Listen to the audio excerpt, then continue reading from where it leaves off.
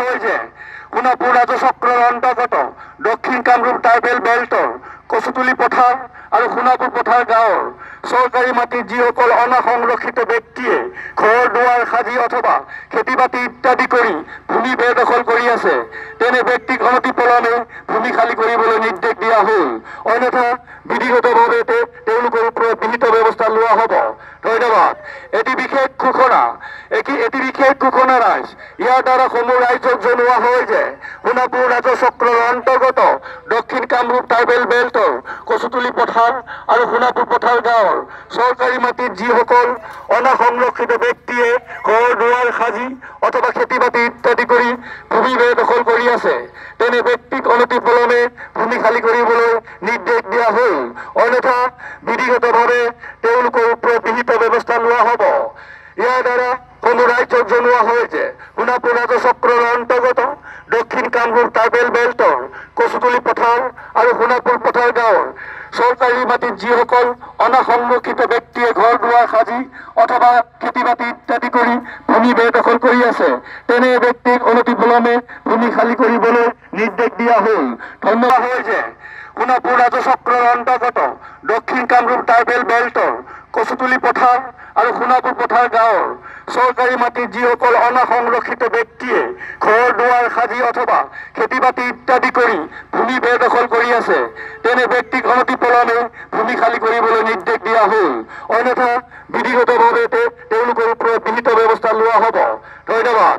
এটি বিশেষ ঘোষণা ৰাইজ ইয়াৰ দ্বাৰা সমূহ ৰাইজক জনোৱা হয় যে সোনাপুৰ ৰাজচক্ৰৰ অন্তৰ্গত দক্ষিণ কামৰূপ ট্ৰাইবেল বেল্টৰ কচুতুলি পথাৰ আৰু সোনাপুৰ পথাৰ গাঁৱৰ চৰকাৰী মাটিত যিসকল অনাসংৰক্ষিত ব্যক্তিয়ে ঘৰ দুৱাৰ সাজি অথবা খেতি বাতি ইত্যাদি কৰি ভূমি বেদখল কৰি আছে তেনে ব্যক্তিক অনতিপলমে ভূমি খালী কৰিবলৈ নিৰ্দেশ দিয়া হ'ল।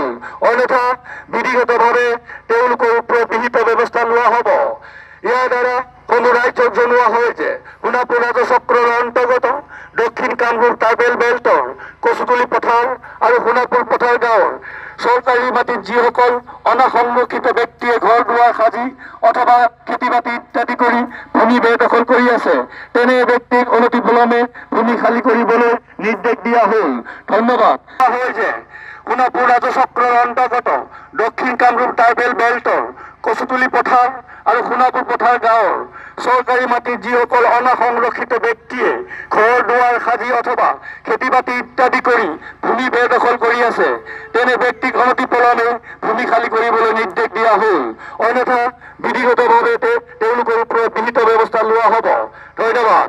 এটি বিশেষ ঘোষণা ৰাইজ ইয়াৰ দ্বাৰা সমূহ ৰাইজক জনোৱা হয় যে সোনাপুৰ ৰাজচক্ৰৰ অন্তৰ্গত দক্ষিণ কামৰূপ ট্ৰাইবেল বেল্টৰ কচুতুলি পথাৰ আৰু সোনাপুৰ পথাৰ গাঁৱৰ চৰকাৰী মাটিত যিসকল অনাসংৰক্ষিত ব্যক্তিয়ে ঘৰ দুৱাৰ সাজি অথবা খেতি বাতি ইত্যাদি কৰি ভূমি বেদখল কৰি আছে তেনে ব্যক্তিক অনতিপলমে ভূমি খালী কৰিবলৈ নিৰ্দেশ দিয়া হ'ল।